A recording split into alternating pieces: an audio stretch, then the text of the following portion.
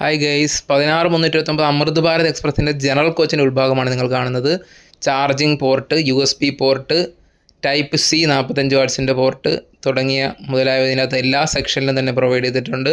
ഇത് ജനറൽ കോച്ചസിൻ്റെ ഉൾഭാഗമാണ് നിങ്ങളിപ്പോൾ കണ്ടുകൊണ്ടിരിക്കുന്നത്.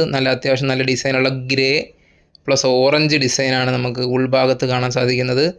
സ്ലീപ്പർ കോച്ചിലേതുപോലെ തന്നെ ഉള്ള ഇതിനകത്ത് ക്യാരി ചെയ്യുന്നതുണ്ട്, ലഗേജ് ക്യാരി ചെയ്യുന്ന ഭാഗത്ത് നമുക്ക് കുഷ്യനാണ് പ്രൊവൈഡ് ചെയ്തത്. വേണമെങ്കിൽ ഒരാൾക്ക് കിടന്ന് വേണമെങ്കിലും അത്യാവശ്യം നല്ല രീതിയിൽ യാത്ര ചെയ്യാം. കാരണം ക്യാമറാസ് പ്രൊവൈഡ് ചെയ്തിട്ടുണ്ട്. അത്യാവശ്യം നല്ല രീതിയിലുള്ള മിറർ വിത്ത് വാഷ് ബേസിൻ്റെ അകത്ത് കാണാം. നമുക്ക് ബാത്റൂമിൻ്റെ കാര്യം നോക്കുകയാണെങ്കിൽ നമുക്ക് സെൻസർ സംവിധാനം പ്രൊവൈഡ് ചെയ്തിട്ടുള്ള ബാത്റൂമുകളാണ് ഈ ജനറൽ കോച്ചസ് തന്നെ നമുക്ക് പ്രൊവൈഡ് ചെയ്തിരിക്കുന്നത്. അത്യാവശ്യം നല്ല രീതിയിൽ ക്ലീൻഡ് ആയിട്ടുള്ള ഒരു ബാത്റൂമാണ് നമുക്ക് ഇതിനകത്ത് കാണാൻ പറ്റുന്നത്.